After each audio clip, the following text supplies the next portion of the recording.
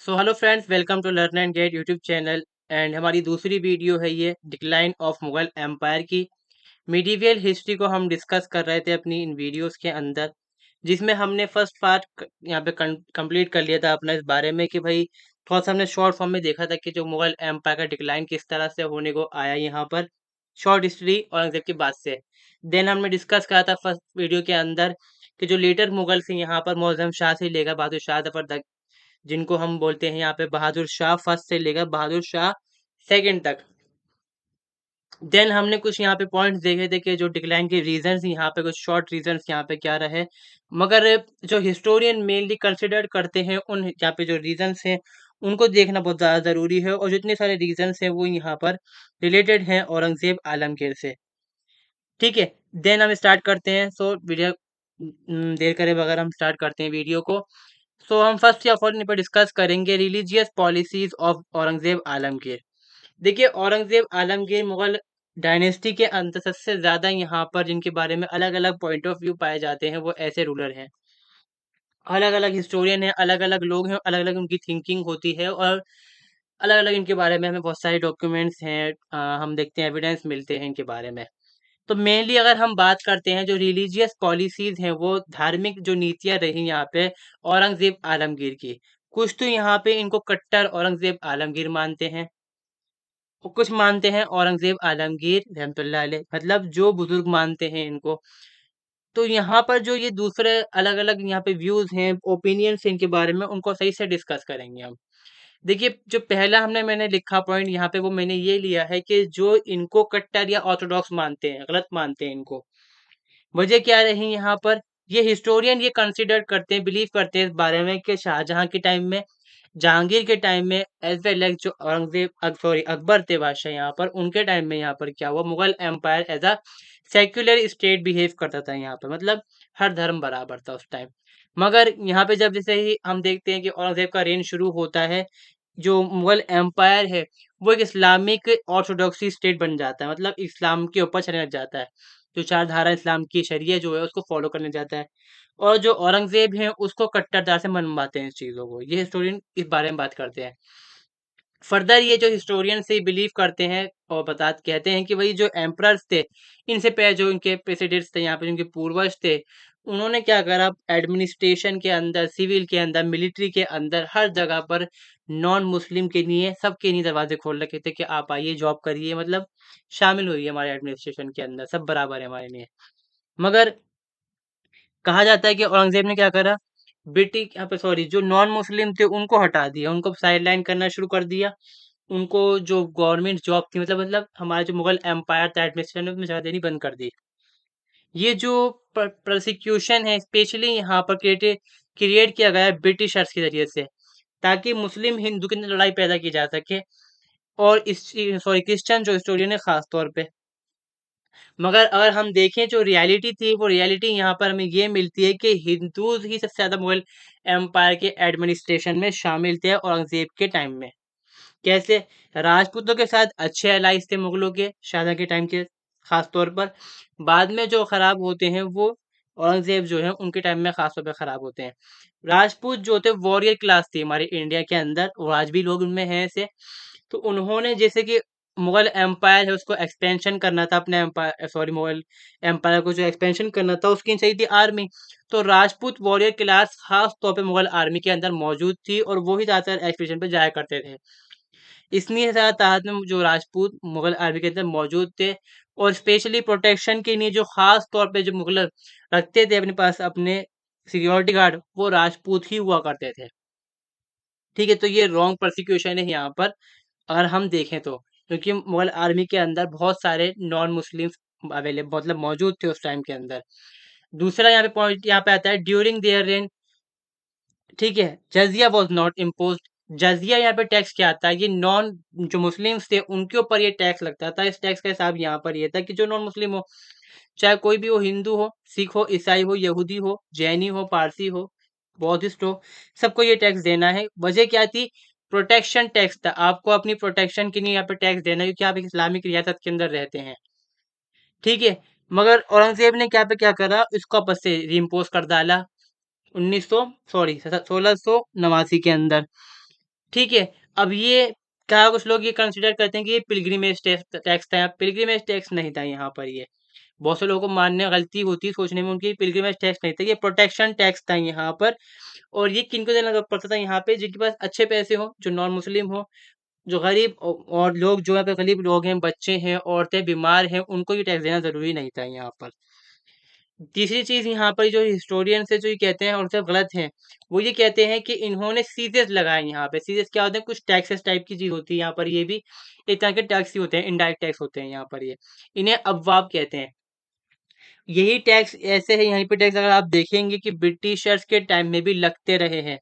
मैं खुद अभी कुछ टाइम पहले की स्टडी कर रहा था, यहाँ पर सेटलमेंट रिपोर्ट पढ़ रहा था मैं अंग्रेज़ों की, तो उसमें भी बताया गया है कि अंग्रेज़ों ने टैक्सेस कब-कब लगाए, कैसे-कैसे टैक्सेस वो लगाते थे यहाँ पर।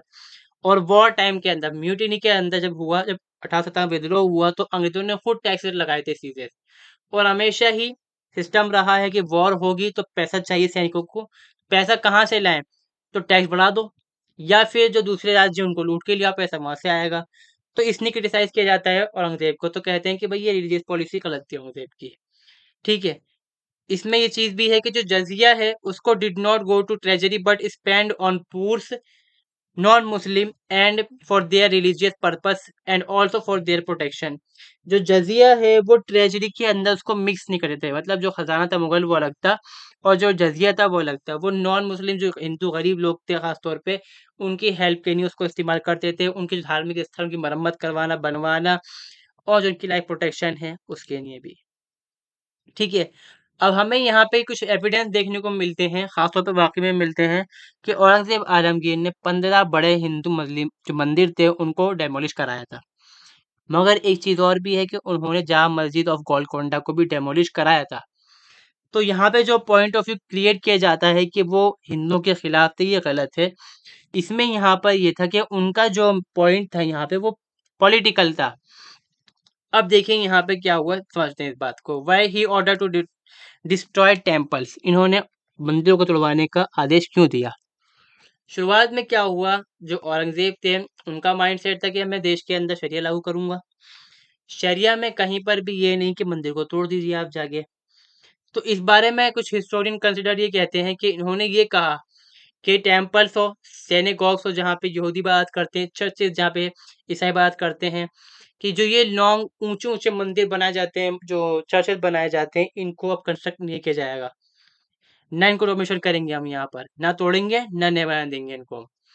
उन्होंने यहाँ पर ये भी कहा कि भई कि आप इनको मत बनाइए, रिपेयर मत करने दीजिए बिल्कुल भी, क्योंकि कभी ना कभी तो ये टूट ही जाएँगे।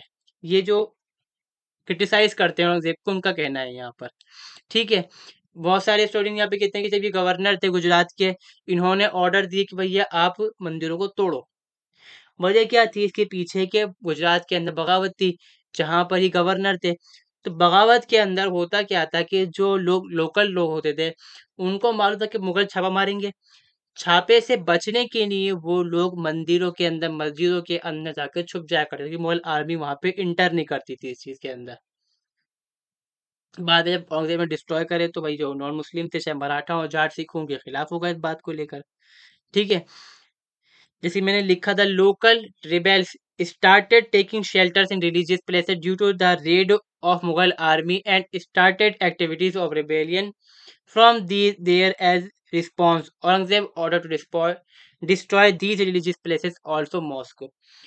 लोगों ने क्या करा कि मुगल छापों से बचने के लिए जो बगावत करते थे उस टाइम विद्रोहियों ने मंदिरों में, मस्जिदों में जाके छुपना शुरू कर दिया।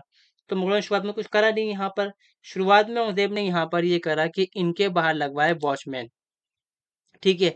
वॉचमैन लगवाए कि भैया कि मंदिर के अंदर कोई भाग ना पाए, घुस ना पाए, और जो प्रीस्ट हैं, उनको पीटे ना। पीटते किस लिए थे इनको? कि ऐलान करो कि बगावत कर रहे हैं हम, जो मुगल हैं उनके खिलाफ, चाहे मुसलमान हो, चाहे हिंदू, कोई भी हो। तो बचने के लिए पहले सिक्योरिटी गार्ड लगाए गए यहाँ पे, जब बाद में बात बनी नहीं, जो प्रीस्ट थे वो राज़ी हो गए, जो बगावत करने थे उनके साथ मिल गए, तो उन्होंने कहा भाई मत चखाओ इनको, मंदिर को तोड़ दो, जहाँ बगावत करते हैं यहाँ पर ये, ठीक है। 1669 के अंदर, ठट्टा के अंदर, मुल्तान के अंदर टेम्पल जो है बनारस के अंदर, को तोड़ा गया था। असलियत यहाँ बाकी में तोड़ा गया था उस टाइम में, ठीक है। Vishwanath at Banaras, temple of Keshav Rai Mathura में, जिसको बनाया था यहाँ पे वीर सिंह देव बुंदेला ने, जहांगीर के टाइम में उसको डिस्ट्रॉय यहाँ पे किया गया था। इससे यहाँ पर क्या हुआ कि देखिए जो हिंदू बगावत कर रहे थे, उनके लिए तो भाई कोई दिक्कत नहीं है, कहीं वहाँ छुप जाएँगे वो। मगर जिन लोगों की आस्था उन मंदिरों से, मस्जिदों से जुड़ी हुई थी, वो औरंगज़ेब के खिलाफ यहाँ पर हो गए, और जो मुस्लिम औरंगज़ेब की जो मुग़ल एम्पायर था, उसके बीच में दुश्मनी, एक खाई जो है, ट्रेंच जो है, क्रिएट हो गई यहाँ पर। ठीक है? तो ये एक रीज़न यहाँ पे इनका जो एम्पायर डिसइंटीग्रेट हुआ था, उसके पीछे वजह था। मतलब यहाँ पे बात ध्यान रखने वाली और यहाँ पर ये है कि बिल्कुल स्ट्रिक्ट है इस बारे में। स्टेट के अफेयर को चाहते थे कि मैं पूरा मेरे हाथ के अंदर रहे, और इनका बेटा था मुअज़्ज़म शाह, उसने बगावत करी, तो इन्होंने उसी को, अपने बेटे को, सगे बेटे को क्या करा, 12 साल के लिए जेल में डलवा दिया, क्योंकि उसने जो गोलकुंडा का रूलर था उसके साथ हाथ मिला के बगावत करी थी। बाद में यहाँ पे क्या हुआ कि जो गोलकुंडा की फौज थी, जाके छुप गई मस्जिद के अंदर, तो मस्जिद को ही तुड़वा दिया गया बिल्कुल। ये चीज़ यहाँ पे रही। ठीक है, दूसरा पॉइंट ऑफ व्यू जो है वो ये कहते हैं कि जो औरंगज़ेब आलमगीर हैं वो एक अच्छे इंसान थे, जिन्होंने काम करे। क्या कहते हैं, इनको कंसिडर करते हैं वली ऑफ अल्लाह, इनके फ्रेंड्स ऑफ अल्लाह, अल्लाह का दोस्त, ज़िंदा पीर। ठीक है, हिंदू मानते थे ख़ास तौर पे, क्योंकि ये बिल्कुल सिंपल लाइफ़ जिया करते थे, और स्पेशली यहाँ पर वो ट्रेजेडी के अंदर से कोई पैसा नहीं लेते थे अपने खर्चे के लिए। अपने बिहाफ के ऊपर ही कुछ टोपी सी के, तर्ज़ी बना के, रेहल बनाकर जो इस्तेमाल करते हैं मुस्लिम लोग, उसको बनाकर बेचते थे वो, और जो पैसे आते थे उससे वो अपना खर्चा चलाया करते थे यहाँ पर। ठीक है, बहुत सारी चीज़ें यहाँ पर भी हैं कि इन्होंने मंदिरों की नहीं, ज़मीनों को भी दिया था बहुत सी जगहों पर लोगों को। ठीक है, लैंड दिए गए थे, और बहुत सारे जो हिंदू लड़कियाँ थीं, उनकी जो इज़्ज़त है, उनको बचाया था औरंगज़ेब आलमगीर ने। बहुत सारी स्टोरी हैं, आप स्टोरीज़ हैं। एक स्टोरी है दरहरा मंदिर मस्जिद की, उसको आप सर्च करें, मिल जाएगी आपको यूट्यूब पे वो कहानी भी। ठीक है? हालाँकि जो औरंगज़ेब आलमगीर हैं, ऑर्थोडॉक्स तो यहाँ पर थे, मगर वो जो सूफ़ीज़्म है, उसकी तरफ ज़्यादा उनका झुकाव नहीं था उस तरह से, जैसे होता है आम तौर पे लोगों का। मगर जैसे कि लोग कहते हैं कि भई यहाँ भी बाबा हैं, ये भी बाबा हैं, कुछ नहीं भी होते, झूठ बोल डालते हैं, तो उन्होंने चेक करवाया और उनको भी हटाया। हनफी स्कूल ऑफ थॉट को ये मानते थे। हालाँकि इंडिया के अंदर इन्होंने सेक्युलर डिक्रीज़ भी दी थी बहुत सारी। डिक्रीज़ क्या होती है, यहाँ पर एक ऑर्डर दिया, सेक्युलर ऑर्डर दिए, जिसको कहते हैं हम ज़वाबित। मतलब पूरे देश के लिए एक सेक्युलर ऑर्डर है कि अगर चोरी करी जाएगी तो ये सज़ा मिलेगी, उसके अंदर 100 कोड़े पड़ेंगे, सबके लिए, चाहे मुस्लिम हो, चाहे वो हिंदू हो। ठीक है, ये नहीं कि भाई हिंदू को ज़्यादा पड़ जाएँगे, मुस्लिम को कल कम पड़ेंगे कोड़े, तो वो हिसाब नहीं था, बिल्कुल सबके लिए सेम। और जब ये कंपाइल किया जाता है इन डॉक्यूमेंट्स को, तो कहा जाता है इनको ज़बाबित आलमगीरी। ठीक है? अब देखते हैं हम यहाँ पे, अब इन्होंने अपने ज़माने के अंदर इनको अच्छा किस नहीं मानते हैं कि सबसे पहली चीज़ तो इन्होंने ये करी, सिक्के के ऊपर कलमा लिखा होता था। कलमा क्या होता है मुस्लिम्स के अंदर? ला इलाहा इल्लल्लाह मुहम्मद रसूलुल्लाह, मतलब कि अल्लाह एक है, मैं उसकी इबादत करता हूँ, उसको अपना रब मानता हूँ, और मोहम्मद सल्लल्लाहु अलैहि वसल्लम अल्लाह के नबी हैं। तो ये बात उसके अंदर लिखी होती है, तो नाम अल्लाह का भी आता है, मोहम्मद सल्लल्लाहु अलैहि वसल्लम का भी आता है, तो मुसलमान क्यों नहीं भुलाता है? यहाँ पर इम्पोर्टेंस रखती है यहाँ पर वो चीज़ कि उसकी बेदबी ना हो, उसको हम खराब ना कर सकें, गंदे हाथ ना लगें। तो उसको हटाया गया सिक्के में, ताकि ये गंदगी उस पे ना लग पाए। फिर नौरोज़ का त्योहार जो था, उसको बैन किया गया इन्होंने, क्योंकि ये किसका त्योहार था? पारसियों का था ये त्योहार। सफ़विद जो रूलर थे ईरान के, वो इसको ख़ास तौर पे मनाया करते थे। ठीक है? जो जौ का दर्शन था उसको बैन किया गया, ताकि मतलब सिस्टम यहाँ पे ये था जौ का दर्शन के अंदर, कि अब राजा जो है खिड़की में आएगा, दर्शन करेंगे लोग। भाई क्या है राजा के अंदर ऐसा जिसको जिसके दर्शन करेंगे रोज़ाना? भगवान है, देवता है, क्या है वो? तो इन्होंने बंद कर दिया। इन्होंने कहा ये सुपरस्टिशन है यहाँ पर, सब बकवासबाज़ी है, ढोंग है यहाँ पर ये। फिर वेटिंग ऑफ एम्परर, जब राजा को पहले ज़माने के अंदर सिस्टम ये था, जो और से पहले जो लोग यहाँ पे एम्परर हुए, कि राजाओं को तोलते थे, जितना सोना उनके बराबर बैठता था, लोगों को इतना बाँट दिया करते थे यहाँ पर। इसको बंद करवाया इन्होंने कि हम ठीक-ठाक हैं, हमें नहीं चाहिए। हाँ, कोई बच्चा है हमारा, बीमार पड़ जाता है, जब वो ठीक हो जाता है यहाँ पर, तो उसके बराबर सोना को हम गरीबों के अंदर बाँट देंगे। म्यूज़िक को बैन किया गया मुगल कोर्ट के अंदर, ठीक है? जो एस्ट्रोलॉजर्स चीज़ यहाँ पे जो होती हैं चीज़ें प्रेफ़र करते थे, उसको बंद किया गया है यहाँ पर। और शरिया सही से इस्टैब्लिश करने के लिए पूरे देश के अंदर, अलग-अलग प्रोविंसेस के अंदर मुहतसिब लगाए गए। मतलब एक तरह के यहाँ पर ये होगा वॉचमैन टाइप लोग, कि आप जाएँगे, देखेंगे कि शरीयत के हिसाब से हमारी पुलिस जो है वो काम कर रही है, नहीं कर रही। गवर्नर काम कर रहा है सही से या नहीं। लोग चोरी तो नहीं कर रहे हैं, अगर किसी ने चोरी करी, किसी ने कुछ गलत काम करा, सज़ा बराबर मिल रही नहीं मिल रही उसको। शराब जो है बंद की जाए यहाँ पे, जुआ जो सिस्टम है खत्म किया जाए इसको यहाँ पर। जो वज़न तोल रहे हैं लोग सही से तोल रहे हैं नहीं, तो ये इतने अच्छे काम उदय आलमगीर ने करे थे यहाँ पर, अपने टाइम के रिफ़ॉर्म्स थे ये। मगर यहाँ पे बात वही है, बगावतें होती रहीं, लड़ाइयाँ होती हैं, तो वो चीज़ को सही से चला नहीं पाए। ठीक है? अब यहाँ पे उन्होंने बहुत सारे यहाँ पे सिमिलर्स हम देखते हैं कि भई रूल्स है, रेगुलेशन को पास किया है यहाँ पर, अपने एम्पायर को ठीक करने के लिए, मगर फिर भी वो काम बना नहीं। ठीक है? एक यहाँ पे डिपार्टमेंट था, इसका नाम था यहाँ पे हिस्ट्री राइटिंग डिपार्टमेंट, कि जो मुगलों की जो हिस्ट्री है उसको बड़ा अच्छा के अच्छे लिखता था, और बहुत पेंटिंग, बहुत खर्चा उसके अंदर आया करता था, उन्होंने बैन कर दिया। इसको भी खत्म कर डालें। तो ये कुछ रिलीजियस पॉलिसीज़ थी औरंगज़ेब आलमगीर की। एक तरफ उनको सिक्के का एक पहलू यहाँ पर ये है कि वो गलत थे, दूसरा पहलू यहाँ पर ये है कि वो बहुत ही अच्छे थे यहाँ पर। अब दूसरा पॉइंट हम बात करेंगे जो रिलीजियस पॉलिसी में उनके आता है, वो है सिख पॉलिसी।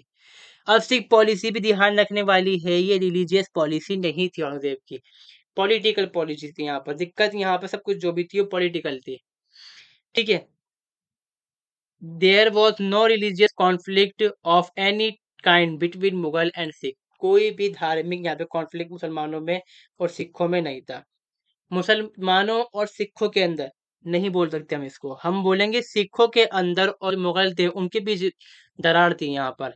ये कब सबसे पहले होती है, शुरुआत होती है जहांगीर के टाइम में, जब गुरु अर्जुन देव क्या करते हैं, उनके बेटे प्रिंस खुर्रम यानी शाहजहां को सपोर्ट करते हैं बगावत के अंदर, और पकड़े जाते हैं यहाँ पर।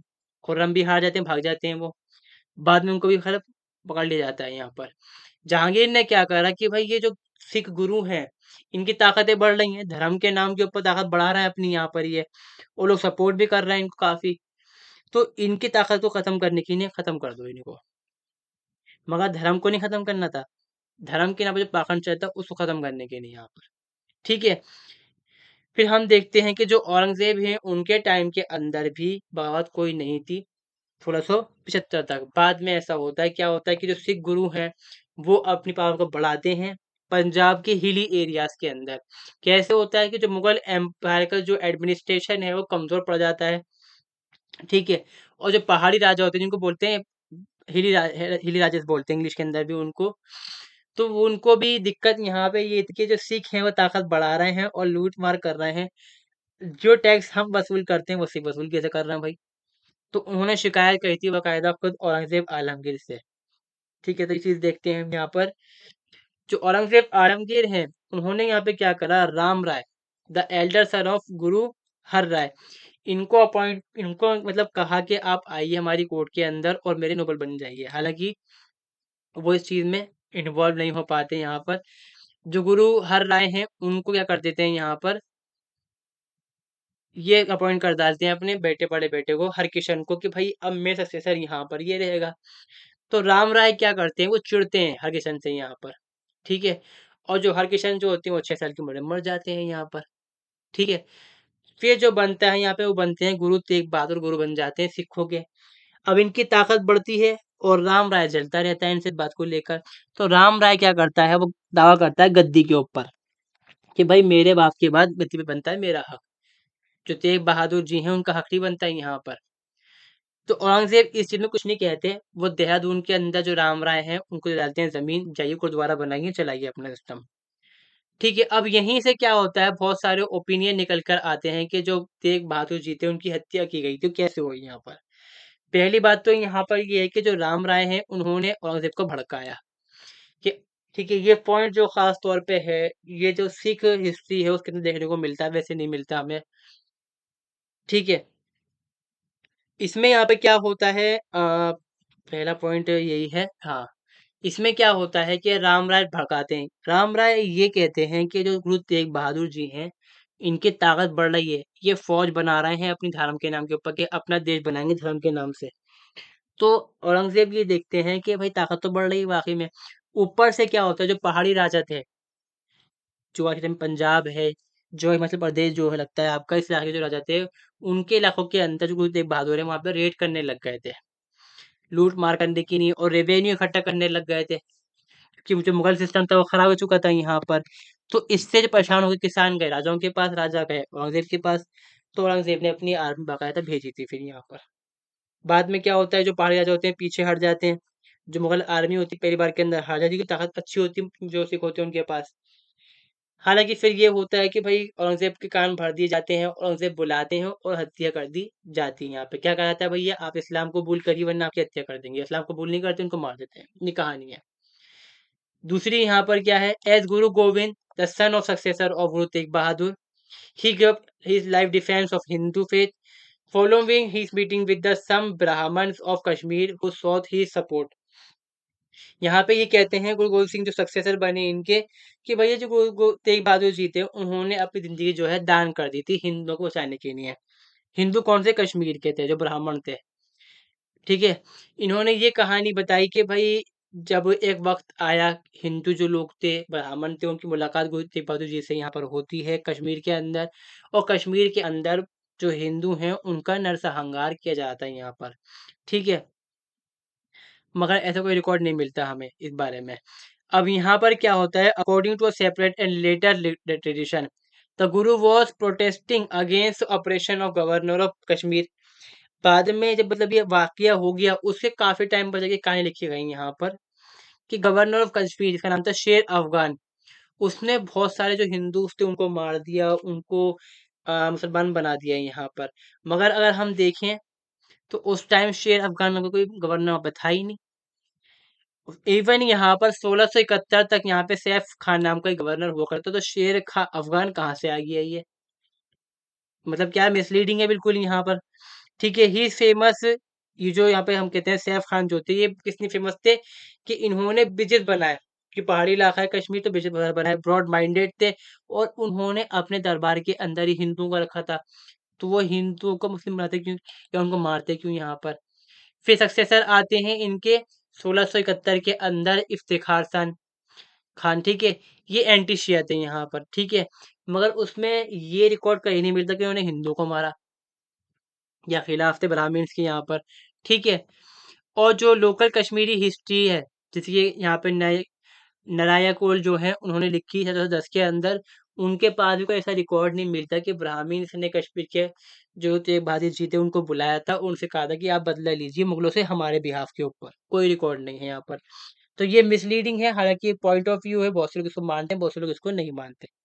ठीक है, तीसरा पॉइंट यहाँ पर ये है, enemies and drivers of Guru Tegh Bahadur such Ram Rai has suggested Aurangzeb that he should ask the Guru to show a miracle to prove his claim on divine power, and that action could be taken against him if he failed to do so. Ram Rai ने ये कहा, एक कहानी है कि भाई बुलाया गया गुरु तेग बहादुर जी का कि भाई दरबार, भाई मुगल दरबार में पहुंचते हैं वहां पर, और कहा जाता है कि भाई करिश्मा दिखाइए, साबित करिए कि आप वाकई में पास कोई चमत्कारी शक्तियां हैं, इसलिए आप गुरु हैं। तो गुरु तेग बहादुर क्या करते हैं, यहाँ पे एक ताबीज बनाते हैं, अपने गले के अंदर उसको बांध लेते हैं, और ये कहते हैं तो कि ताकि मेरे गले के अंदर है, मुझे कुछ भी नहीं होने वाला। तो भाई सीधे जो उन्होंने कहा गले के अंदर कुछ नहीं वाला, मेरे मरने वाला नहीं हूं मैं। तो कोशिश की जाती है, गले के ऊपर क्या करते हैं कि तलवार को चलाया जाता है गले के ऊपर और गला कट जाता है यहाँ पर। मतलब यहाँ पे साबित ये हुआ उस टाइम कि भाई ये तो नकली थे, एक तरह से जो भी हमें मतलब हिस्ट्री से जो भी मतलब जो हिस्ट्री है वो रही यहाँ पर, और वो मर जाते हैं, और बाद में ही कहा जाता है, कहानी बनती है कि भाई मुसलमानों ने वो सिख वो मुगल थे औरंगजेब ने ये कहा कि आप मुसलमान बन जाइए। चौथा पॉइंट यहाँ पे क्या है, पर्शियन सोर्स के हिसाब से यहाँ पे क्या जाता है कि भाई गुरु जो है पंजाब के अंदर थे। ठीक है, association with Hafiz Adam who was follower of Shaikh Muhammad Ahmad Sirhindi. ठीक है, ये कहानी ये कहती है कि पंजाब के अंदर जो कोई तेग बहादुर थे उन्होंने अपनी ताकत को बढ़ाया धर्म के नाम पे ही। ठीक है, हम के धर्म के नाम पे खालसा देश बनाएंगे, इसको आज के हम कहते हैं खालिस्तान। ठीक है, देश बनाएंगे। शेख अहमद सरहिंदी यहाँ पर ये बहुत बड़े सूफी सेंट हैं। ये जो सॉरी जो सिलसिला होता है आपका नक्शबंदी सिलसिला, उसके यहाँ पे मतलब वो है सूफी सेंट यहाँ पर। तो ये कहा गया है कि जो पंजाबी किसान थे वो परेशान थे किससे, गुरु तेग बहादुर से, क्योंकि वो रेड करते थे और जो गरीब किसान हैं उनसे मोटा मोटा यहाँ पर टैक्स लिया करते थे यहाँ पर, बताई जाती है यहाँ पर। तो इस वजह से के खिलाफ औरंगजेब हो गए थे इस बात को लेकर। ठीक है, execution of Guru in place of वो लाहौर, ये कहा जाता है कि जो वो गुरु तेग बहादुर जो हैं उनका जो हत्या की गई वो दिल्ली में की गई थी। मगर ऐसा है नहीं, उनकी हत्या लाहौर के अंदर हुई थी, तो ये भी चीज़ दिखाते हैं यहाँ पर। अब जो फैक्ट है वो आप उसको मान सकते हैं यहाँ पर, ठीक है, अलग अलग फैक्ट बता दिए मैंने आपको यहाँ पर। The execution of Tegh Bahadur force Sikh to go back to the Punjab hill. जब गुरु तेग बहादुर की हत्या कर दी गई यहाँ पे, तो जो सिख थे वो कहाँ भाग गए, पंजाब की पहाड़ियों में। फिर यहाँ पे क्या होता है, गुरु गोविंद सिंह जी जो होते हैं वो स्टैब्लिश करते हैं मिलिट्री ब्रदरहुड, जिसको हम कहते हैं खालसा, 1989 1699 के अंदर, ठीक है। और अपना हेडक्वार्टर बनाते हैं यहाँ पे, कहाँ पे, ये अनंतपुर के अंदर, the foot hill of Punjab. फिर यहाँ से की कार्रवाइयाँ शुरू होती हैं, और जो पंजाब के हिंदू राजा जो होते हैं, पहाड़ी राजा जो होते हैं, उनके इलाकों पे फिर ये रेड करते हैं। अब यहाँ पे क्या होता है, ये परेशान हो जाते हैं बेचारे, कहते हैं भाई जो मुगल जो राजा हैं, भैया आप आइए, बड़ी फौज ले गई, भगाइए इनको यहाँ से। यहाँ पर लाया जाता है यहाँ पर। फिर बाद में जो होता है, मुगल जो पहले हारते हैं शुरुआत के अंदर, बाद में इनको खत्म किया जाता है पर। In 1704, when combined forces of several hill kings attacked Guru at Anandpur, the king were again forced to retreat, and they pressured the Mughal governor to interfere against Guru on their behalf. पहले हारते हैं पहाड़ी राजा, बुलाते हैं भैया आप आइए, मुगल जी आप आइए लड़िए, फौज लेके आते हैं, फिर वो इनको हटा देते हैं यहाँ पर। और बाद में जो मुगल होते हैं, अपनी बड़ी फौज का टुकड़ा वहाँ पे लगाते हैं, टुकड़े लगाते हैं, और फौजदार, किलेदार, जेलदार सबको लगाया जाता है वहाँ पर, कि इनको कंट्रोल किया जाए, जैसे जो गुरु यहाँ पर जो ताकत बढ़ा रहे हैं अपनी, ठीक है। He now wrote to his governor of Lahore and faujdar of Sirhind Wazir Khan, कहा कि भैया आप आइए, गवर्नर थे लाहौर के और फौजदार थे सरहिंद के, उनको बुलाया गया, आप आइए, और भैया इनको जो गुरु है इनको भगाइए यहाँ से। तो ये इनकी लड़ाई वड़ाई चलती है यहाँ पे, और बाद में क्या होता है, खत्म हो जाता है जी, जो लड़ाई जो है खत्म हो जाती है यहाँ पर। When starvation began inside the fort, the Guru was forced to open the gate, apparently on promise of safe conduct by Wazir Khan. But when forces of Guru were crossing a swollen stream, Wazir Khan forcefully sudden attack. यहाँ पे क्या हुआ कि जो सिख हैं वो हार जाते हैं, किले को घेर जाते हैं यहाँ पे आनंदपुर के अंदर। फिर यहाँ पे क्या होता है, जो वजीर खान होते हैं कहते हैं भैया हम आपको जिंदा छोड़ के दे देंगे, आप भाग जाओ यहाँ से। मगर क्या करते हैं वजीर खान, क्या करते हैं, जब वो निकलते हैं तो उनके ऊपर धावा बोल डालते हैं यहाँ पर, ठीक है। जो गुरु के बेटे होते हैं उनको पकड़ लिया जाता है यहाँ पर, और ये कहानी है, ठीक है। के बाद में सरहिंद के अंदर उनके सर को खत्म कर, दो बेटे थे उनके, उनको मार दिया था, दो सर काट के उनके यहाँ पर, ठीक है। अब बाकी जो दूसरे बेटे थे उनके बचे हुए दो थे, वो भी कहीं युद्ध के अंदर मार दिए जाते हैं मुगल के साथ में यहाँ पर, ठीक है। और जो गुरु हैं वो भाग जाते हैं तलवंडी के अंदर। ये खत्म हो जाता है इस तरह से यहाँ पे हिस्ट्री। मगर इसके अंदर ये हमें पता नहीं चलता कि जो काम करा वजीर खान ने, इसमें औरंगजेब ने उनसे करने को कहा था या नहीं कहा था। अब कहा भी था तो यहाँ पर वो रीजन यहाँ पे पॉलिटिकल था, रिलीजियस नहीं था। अभी आप तक इतना समझ में आया होगा आपके, आपको कहाँ से लगा कि ये बात सारी जो बता रहा हूँ मैं आपको कि रिलीजियस है, कहीं पर भी नहीं है यहाँ पर, ठीक है। फिर बाद में यहाँ पे क्या होता है, जो औरंगजेब वो मर जाते हैं, उनकी हो जाती है मौत यहाँ पर। और इससे पहले क्या होता है कि भाई जो गुरु हैं वो मिलने के लिए आते हैं औरंगजेब से, कि हम बात करते हैं, निपटाते हैं यहाँ पर, ठीक है। It seems that Aurangzeb was not inclined to destroy the Guru and wrote the governor of Lahore to persuade the Guru. When the Guru wrote to Aurangzeb in Deccan informing him of the event, Aurangzeb invited to meet him. गुरु कहते हैं भैया, मतलब sources मिलते हैं हमें इस तरह के, कि गुरु ने कहा, जो गुरु गोविंद सिंह जी मैं आपसे मिलना चाहता हूँ, औरंगजेब ने कहा आइए दरबार में मुलाकात करेंगे, दक्कन में हूँ मैं भी, दक्कन में चल रही बगावत। तो गुरु यहाँ पे पहुंचते हैं 1706 के अंदर, मगर उस टाइम तक जो औरंगजेब आलमगीर हैं उनकी रहती 1707 के अंदर ही मौत। तो बात यहाँ पे हो जाती है खत्म, और जो औरंगजेब हैं, सॉरी जो गुरु हैं, वो पहुंच जाते हैं आपके आनंदपुर में वापस। तो ये हिस्ट्री इनकी रही सिखों की यहाँ तक। अब आती है हमारी मराठा पॉलिसी, इसको हम डिस्कस करेंगे अपनी नेक्स्ट वीडियो के अंदर। अगर आपको वीडियो इन्फॉर्मेटिव लगी please kindly like share subscribe, और जो दूसरी वीडियो है उसको आप देखने जा सकते हैं, हमारे चैनल की प्लेलिस्ट पे पहले से uploaded. Thanks for watching, have a nice day.